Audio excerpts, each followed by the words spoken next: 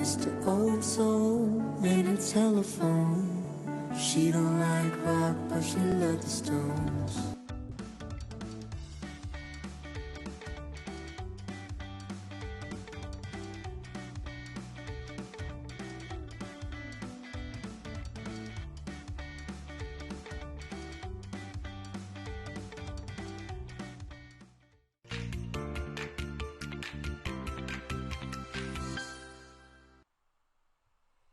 Day 47 of the national emergency. Are you still out there? I miss you. Oh, you know who I miss today? I miss my nephew. It was his birthday. You remember Owen as the tomato in the Passover sketch, The Living Seder Plate. Tomato! I am the newest addition to the Seder plate. My superpower is making noodle sauce. Or as the Italians say, Bolognese! Bolognese, that's my favorite part. Happy birthday, Owen. Mwah. Happy 10th birthday. As a sign of the times, the kids in Amsterdam were back to soccer practice today. And also, I have been told that it's Dale Stuckenbrook's mom's birthday. She's 98 years old today. Wow. Right now here at the top of the show is thank everyone who's been hitting the share button on the promos. You can just push share, have it go public, and then that way, all the artists and the musicians and the comedians and the writers and the thinkers, they're going to have a bigger audience in which to perform. So, how many ER nurses does it take to screw in a light bulb? Just one. Thank you, Kate.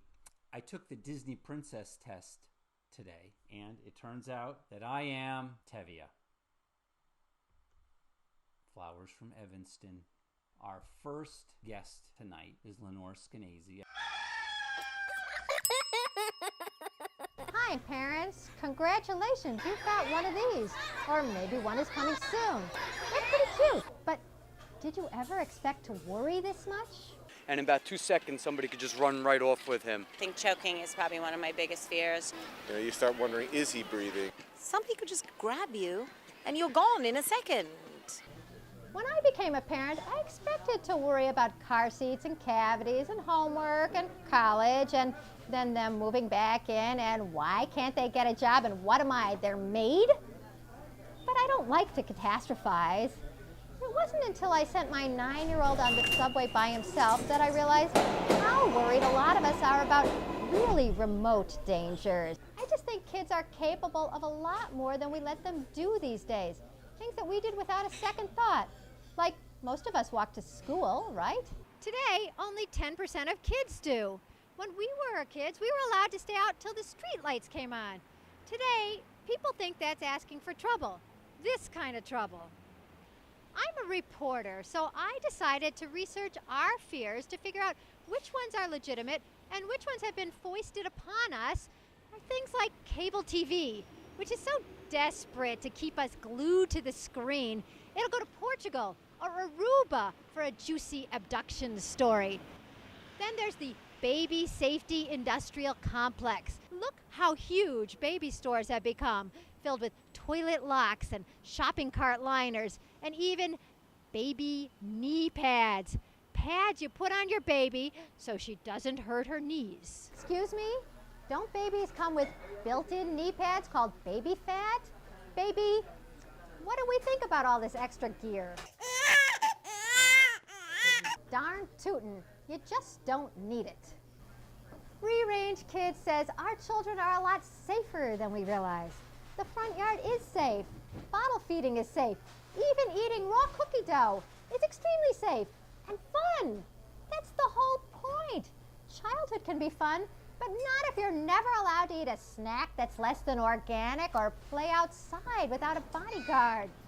If you're thrilled to have kids but love them so much that you're afraid all the time, maybe you don't have to be. Maybe they don't have to be either. Maybe, a little or a lot, they're ready to become free-range kids.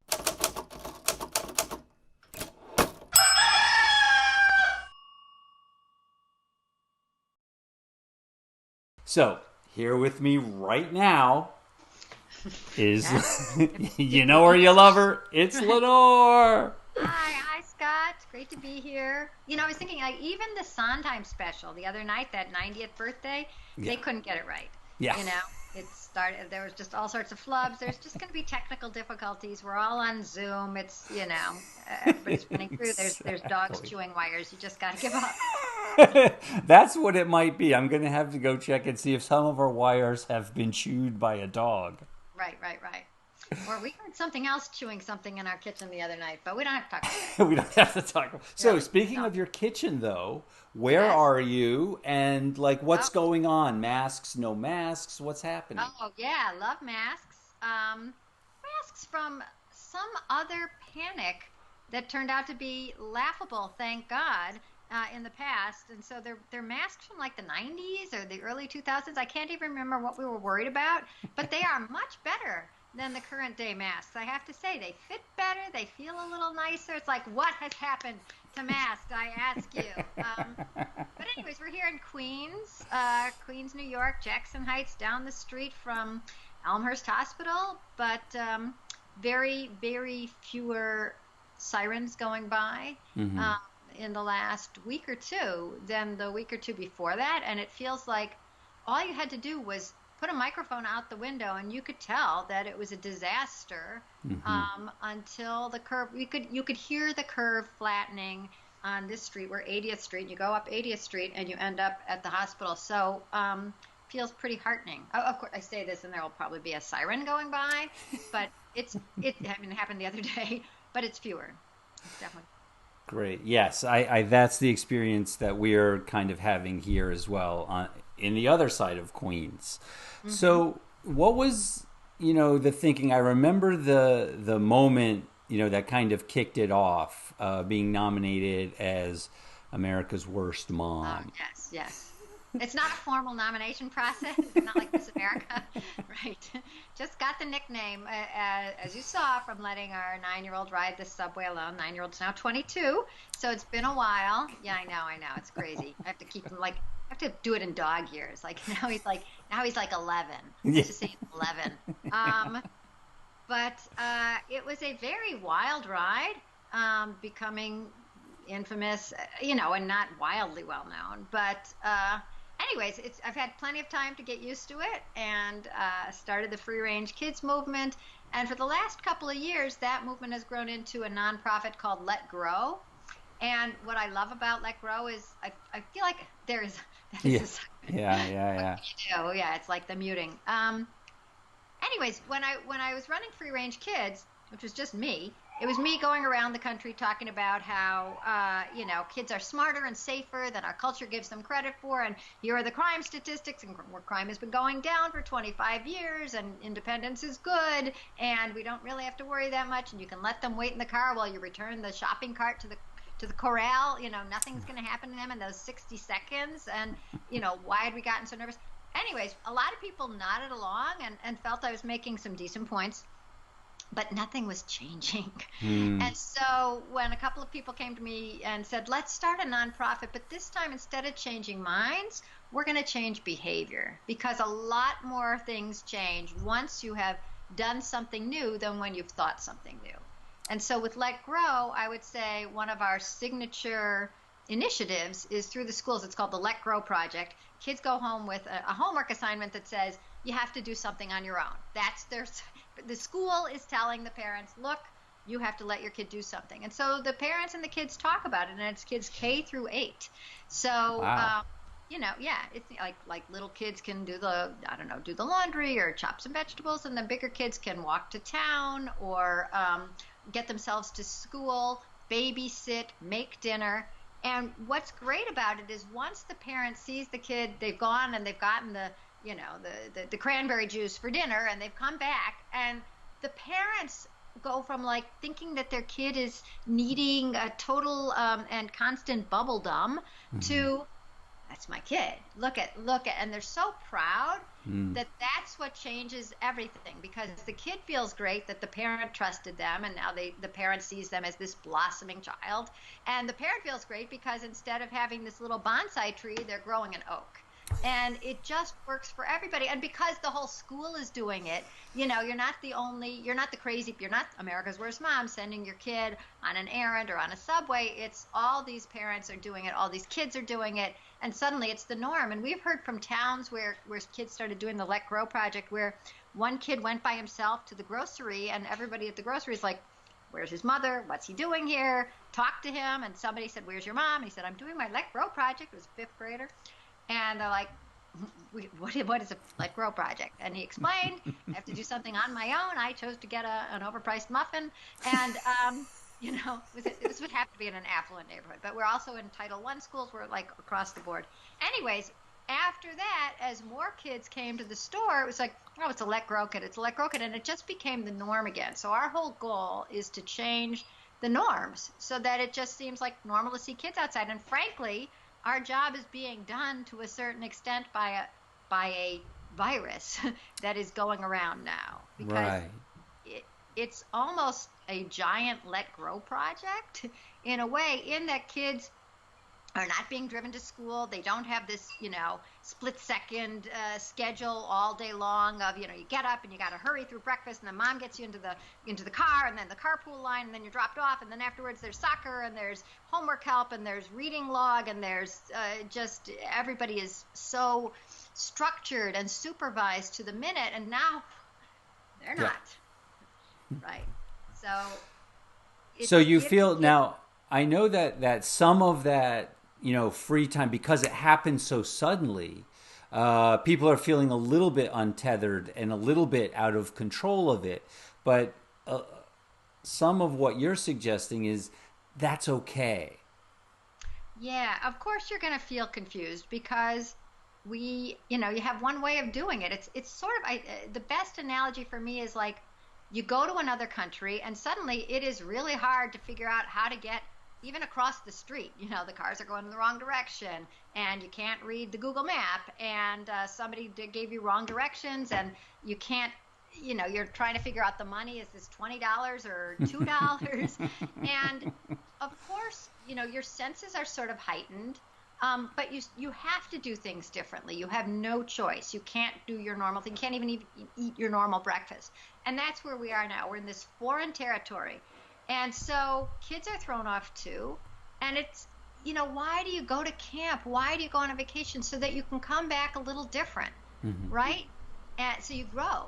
Travel is broadening. And so that's what's happening. These kids who suddenly don't have to get into the car by 7:17 to be at school on time are making breakfast, and their parents are sometimes sleeping in, or their parents are completely distracted by having to work from home or by not having work, and so they're trying to find work or trying to figure out how to stretch what they've got.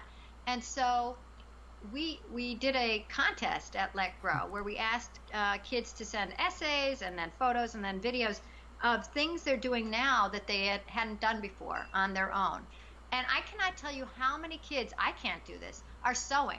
That we got picture after picture of kids at sewing machines, some 5 years old. I'm like, that sort of scared me. Right. And they're making their masks, and they're riding their bikes, and they're making so many pancakes and so many breakfast for dinners, I cannot tell you. But they're really proud, and sometimes you see them standing on a chair to reach the stove, and they're just, they're climbing trees. They're drawing. I mean, they're bored. Let's start with this. They're bored. The parents are distracted. They got to fill some time. The long distance learning takes part of the day, but not the entire day. Certainly not the chunk of time that regular school took. Yeah, and I think it's also engaging them in a different way. From some of the feedback that I've heard from relatives that have smaller kids and some of our friends, the distance learning is a thing that's working itself out as well. It's a new thing, and so it's not engaging the kids as it would, if they had a teacher right there. Right. And so what happens? So you've got all this free time, and that was the one thing kids totally didn't have for the last generation or so. They had a lot of opportunities and a lot of things to do. A lot of enrichment, but there's something really enriching about free time. I mean, Scott, balding on top. I'm guessing that you had some free time when you were a kid, right? Because you're not the 22, right? What did you do? Yeah, I did. I am, and I find myself, and I found myself just the other morning doing it, and I recognized it, is I will stare out of a window at the drop of a hat. I don't know. I love it, and maybe I did some of that in the city at a cafe, but even that was a little more structured. I just love to watch the world go by. Yeah. Yeah. So, people sometimes say, like, oh, it's funny. I get my best ideas in the shower. It's not funny. It's completely predictable because in the shower, you're not on the phone and you're not writing something for work and you're not talking to your boss and you're not busy, right? And when your mind is free, that's when you finally solve the problem, or that's when you think of like, wow, what a weird connection. And kids need free time to figure out what they're interested in that isn't for an adult, that's not a violin lesson, that's not soccer practice, that's not for a college essay, that's not for a grade or a trophy. And when they do, I mean, one of my favorite little essays from a kid was that, not even such a small kid, he was 14, it was said that school stopped for 2 weeks before they got their online learning thing going. So there was just like this swath of space, and it wasn't like he could go out and see his friends. And he said, so he was stuck, so bored at home, he started wondering, like, well, what can I learn? And thank God there are computers. And I also don't even think it's bad for kids to be playing video games. I think anything that's engaging turns out to be somehow beneficial. You wouldn't do something that was so, if it was so easy, it wouldn't be interesting. And I think that when kids are playing video games, there's a lot of engagement going on. You're sometimes making alliances. You're trying to get to that next level. It's frustrating. You learn frustration tolerance. You learn focus. It's not just a wasteland. But in any event, he was in between video games. He's Googling around, and he finds that a music school is giving free guitar lessons.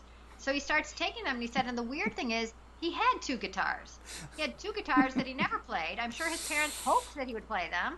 He thought he would play them, but with being bored enough, he was motivated. And we've heard, there's kids who are finding out that they're creative. One, I heard from a mom I was talking to yesterday. Her daughter has something called dysgraphia. It's very hard for her to write. If I'd realized there was a word for it, I think I would have said that about one of my own sons. The writing is just so terrible. It looks like hieroglyphics. But what is the girl doing now? Keeping a diary. Because it's not for school. Right? It's not, somebody's not going to say, that's not right, and do it again, and, honey, that was a good try, but, and there's so many kids who are, like, released from, what is a structured life? What is a supervised life? Somebody is watching you.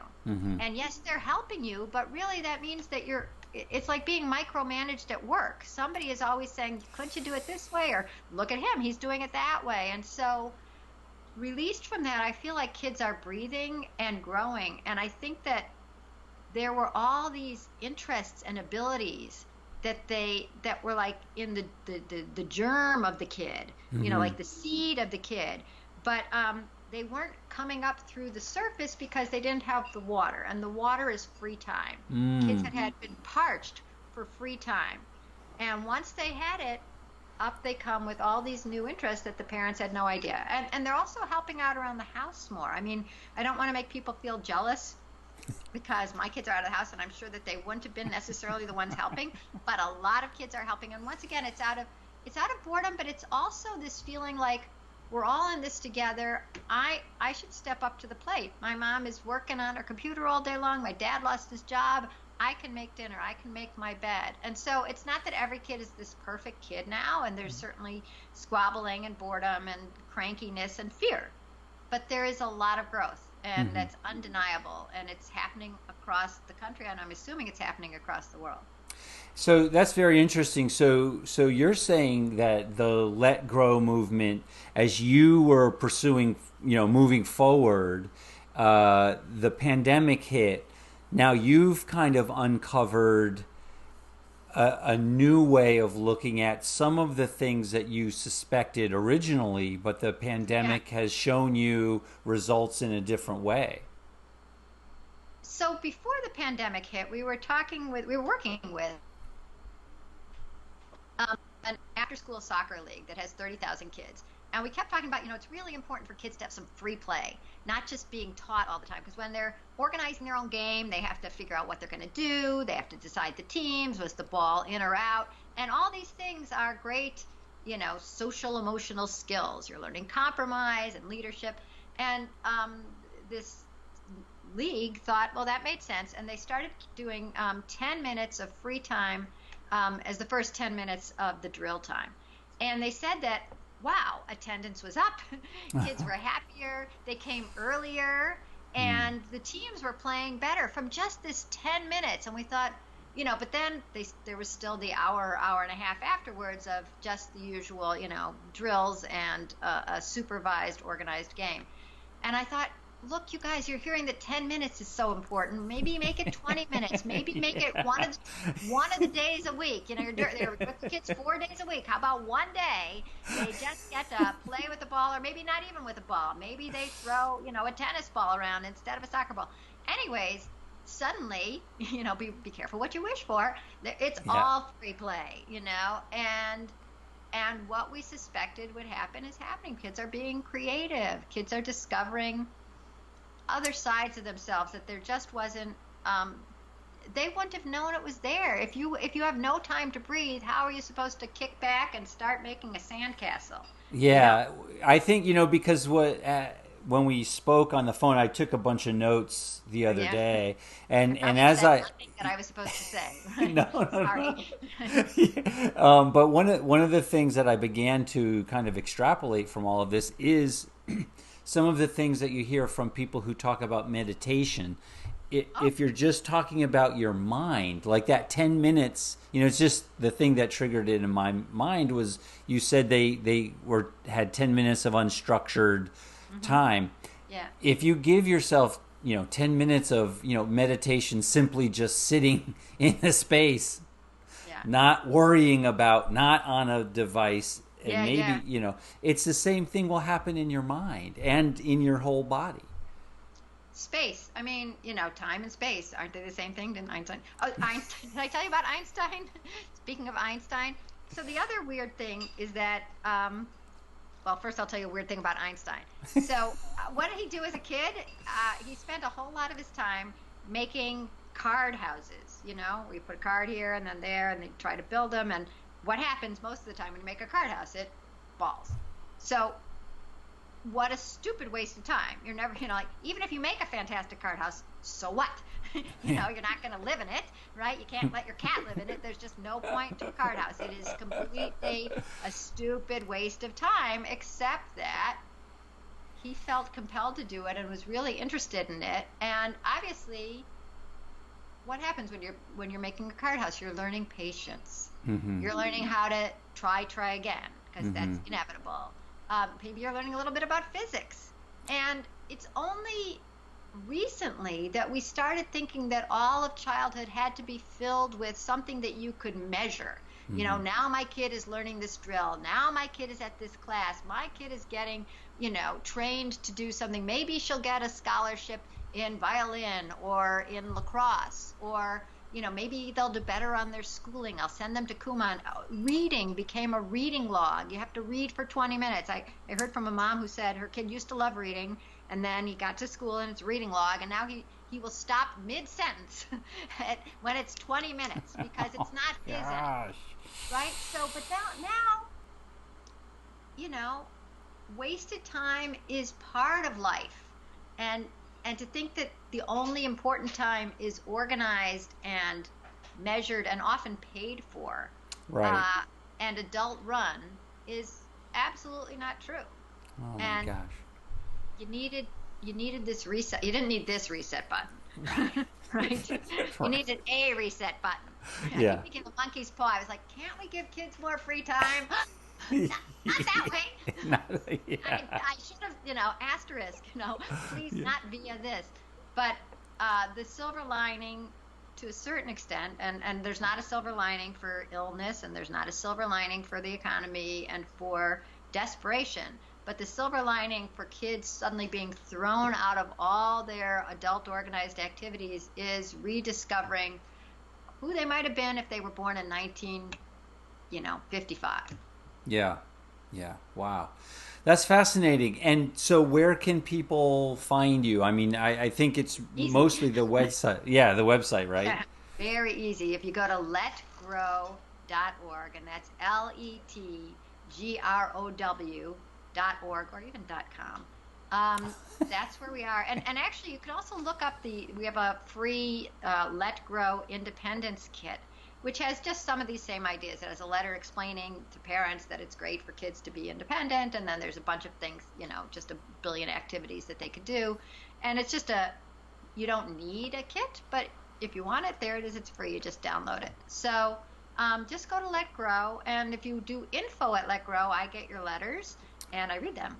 So if you notice something interesting or fun or perplexing going on with your kids or your family life, drop a note.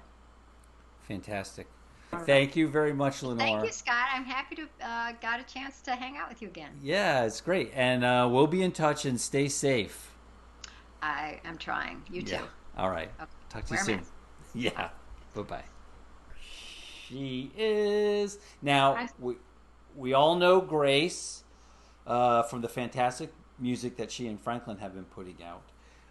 But Grace has also been hard at work on the Albany Street Bridge project, which is a part of her public space studio project, which, Grace? Yes. Tell us all about them. Take it away. Yeah, take it away, Grace. Sure. So Public Space Studio is an organization that I founded to produce my capstone project, which is the Albany Street Bridge project.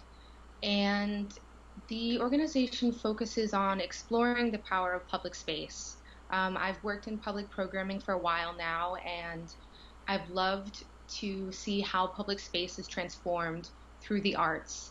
And I've also seen how public space can be wielded as a tool for progress towards social change through protests and political gatherings. And so the organization really focuses on helping communities uncover the story of their public spaces and look towards the future and use them to benefit their community more. And so that's what the Albany Street Bridge project is focusing on. It's Albany Street Bridge is between Highland Park and New Brunswick in New Jersey, and it is a public space. And so we've been focusing on that bridge specifically and strengthening the relationship between those two communities.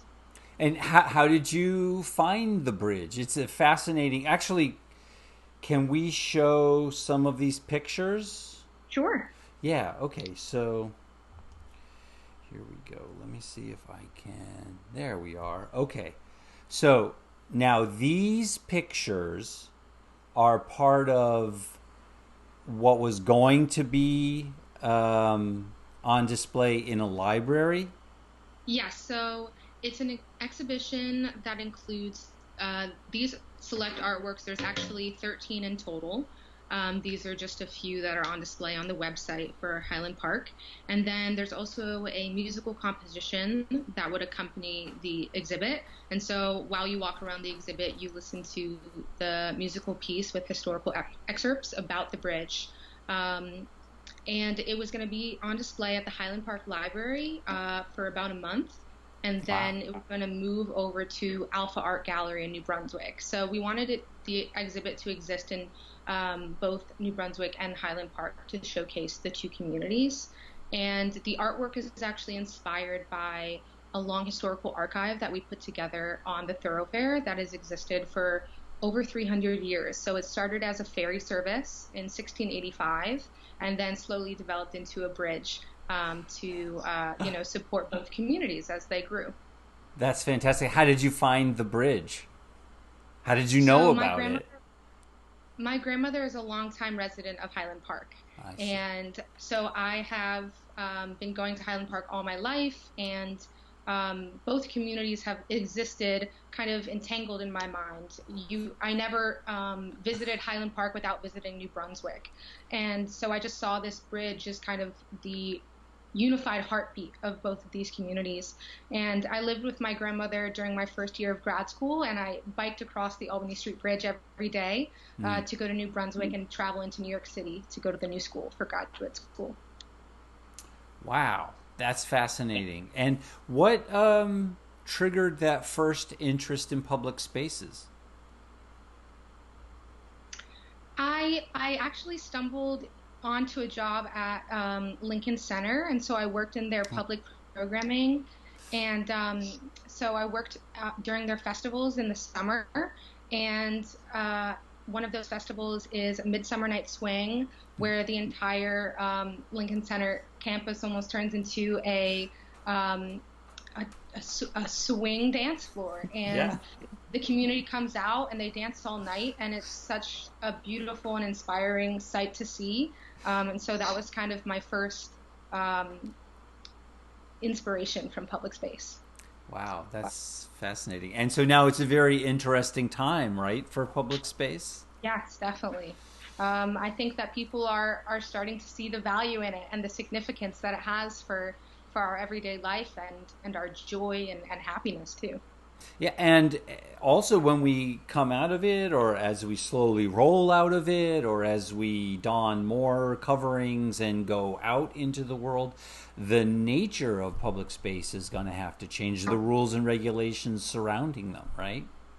Yes, definitely. We hope the project, once we do have the exhibits in hopefully late summer and early fall, we're going to try to develop some programming around what public space will look like, and actually talk about the new rules and if Albany Street Bridge will change because of social distancing. Interesting. Wow, that's fascinating. Well, I'm glad we had a moment to just talk about that, because we've had you on so many times just for the music, and it's great to hear this whole other side of your life. So this is what you're doing when you're not making music. It is what I'm doing. That's great. And I'm actually going to be doing it right after the show as well, working on the project. Oh, yeah. Fantastic. All right. Well, we will keep up with that. And, if more things come online, please make sure that we know about it, so then I can throw it up and everyone can see it. Great. Thanks so much. If you want to learn more about the project, you can go to www.publicspacestudio.org. Fantastic. I'll put that link on the credits in the Facebook page. And Great, then is Franklin hanging around there? Has he finished? Yes. There, oh, there he is. I made him get out of the shot for me. Yeah, no, this is the best. Oh my gosh, I've never had such an easy transition. This was great. He's buttoning a shirt. Yeah, that's okay. That's okay. When I called earlier, you guys were still eating dinner. So like this picture is way ahead of the game than what I was imagining that we might be Skyping into. It's okay. It's been one of those shows. We've had like, I don't know, the whole thing. So tell me about this new music video. Yeah, so this is... Do you hate that question? No. No. Okay, this all right. This one was actually directed by Taylor Rankin.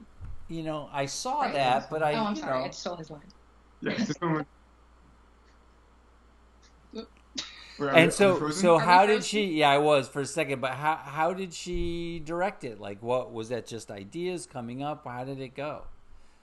Well, she kind of set up the scene, like the picnic scene that's in the video, and she was like up on a ladder and filming and stuff, and she was yelling at us to change positions. And my mom was in charge of props, so she was yelling at my mom to get different props. Yeah, and we sent her the lyrics, and so she developed the idea from reading the lyrics and was listening to the song. Fantastic. Yeah. That's great. I'm glad to hear that there was some yelling, because every director needs to get a little bit of that going. Yeah, that's fantastic. So who came up with the term Quaran-Tunes? I don't know. I think we stole it from the internet. Yeah, I'm not gonna lie. Somewhere else. I think but I think I was the first one to say we should use it. Yeah. No, it's awesome. I love it. It totally describes what's happening, because this is, as you said, you passed those lyrics on to Taylor, in the form of lyrics. So was this whole song created, in the quarantine? Yeah. It was, yeah. It was written, recorded, and filmed in the Quaran-Tune. Yeah, it's a Quaran-Tune. Okay, what is, I don't think I saw a name for it, though. Maybe that was me. I was just in a scramble all day. Is there a name for the tune? Yeah, it's called Silver Screen. Silver Screen. Awesome. I actually okay. don't know if we did put the name You on might have Facebook. not put the name. It's okay. Yeah. All right, Silver Screen. We're going to roll it right now. Ladies and gentlemen, a new Quaran-Tune.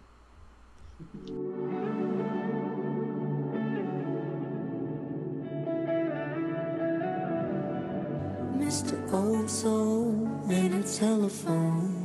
She don't like rock, but she loves the Stones. We got all night, but nowhere to go. Seats laid back to the second row. Play it out on the silver screen. Catch a call on the last ring. It's a you're in love in the first degree. Short stuck on my love season. Playing Prince on the radio. She says, purple rain like I didn't know. Feel her hand slipping into mine. So it's alright this time. Playing Prince on the radio. She says, purple rain like I didn't know. Feel her hand slipping into mine. So it's alright this time.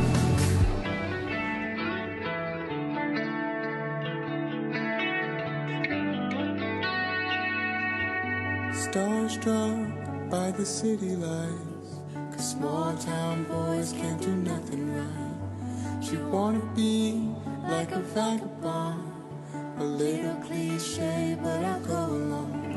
Play it out on the silver screen. Catch a call on the last ring. It's a you're in love in the first degree. Short stuck on my love season. Playing Prince on the radio. She says, purple rain like I didn't know.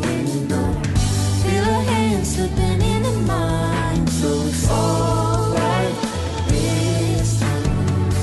Playing Prince on the radio. She says, purple rain like I didn't know. Feel her hand slipping into mine. So it's alright this time.